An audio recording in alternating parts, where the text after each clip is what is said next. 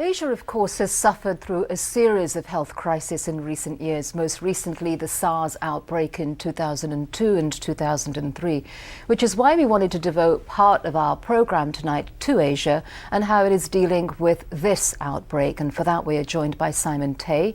He is with the Asia Society in this country and is the chairman of the Singapore Institute of International Affairs. Thank you very much for joining us on the program. Thank you.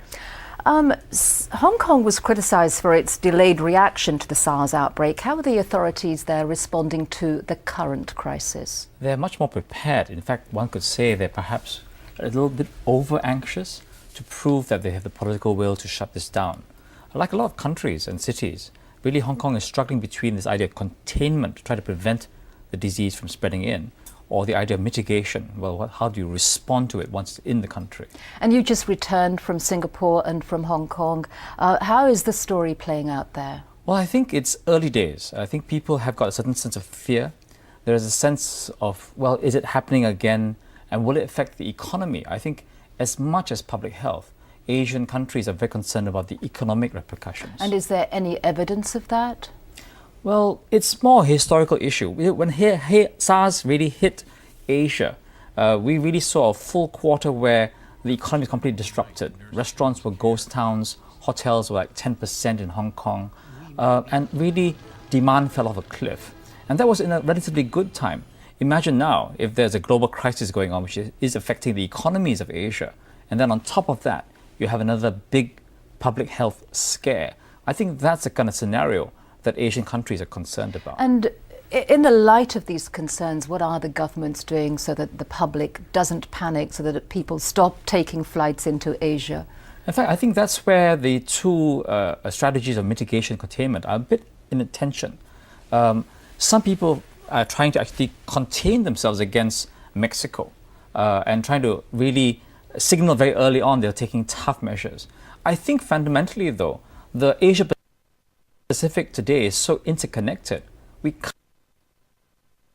can't do that. And this virus, from what we've read, seems to be easily transmitted, so that it's inevitable that there will be a growing number of cases. Over the weekend already, Hong Kong, South Korea, and others have discovered there are cases. And what countries do you think are best equipped right now in Asia to deal with H1N1? Well, I think almost all the Asian countries, because of the experience in SARS and with the bird flu, really have had that open line to the WHO, have had these sort of standard operating procedures which will dust off and try to implement regards to SARS. Sorry, the present crisis. The problem is that despite these standard operating procedures in place, the capacity really differs. I mean, we're talking about Asia, which is so diverse. We've got rich countries, countries with capacity, countries with control over their borders, good public health and good hospitals. We've got other countries with very few of those same strengths. So which countries would you say are the least prepared then? I would say the developing countries. Countries where there aren't enough medical doctors and training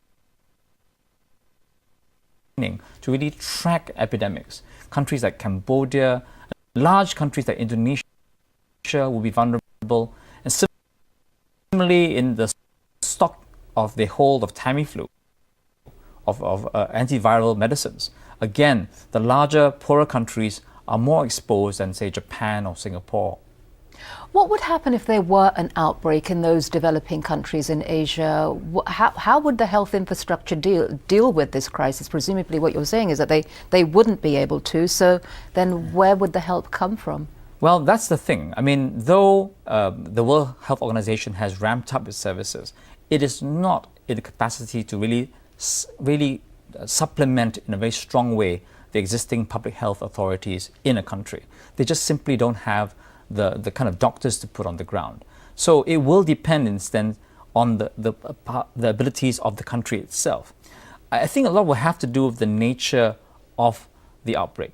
You know, in the end, we must remember, going back to SARS, that the outbreak was relatively small, relatively few people died, and relatively short period. If we may be looking at something like that then Asia, like the other regions of the world, will be able to cope. At this point in time, though, it's very hard to say. So you're encouraged by the data that we have right now, which is saying that this is a mild strain of the flu, even though the WHO is on pandemic level number 5. Yes, well, it will spread. The thing is, how deadly will it be when it spreads? And the intelligence coming out right now is that it seems to be moderating. We don't know. But I think that Asia, after the SARS experience, realizes that there is a danger of first reacting too slowly. Secondly, once you've realized you've acted too slowly, letting the fear become a problem for really tackling the issue itself.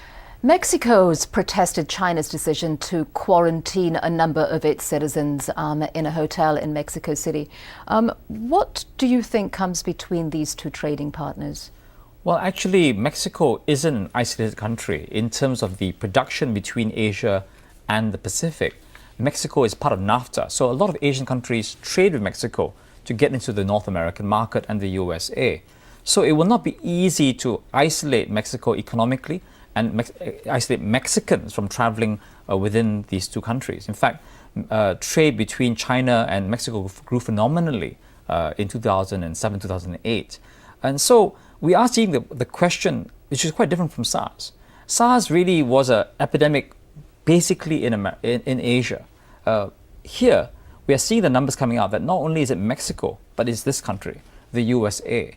And there's no way that people could or would want, in a way, to really contain themselves against the USA and travelers from the USA. It's impossible. Okay, Simon Tay, thank you very much for joining us. Thank you.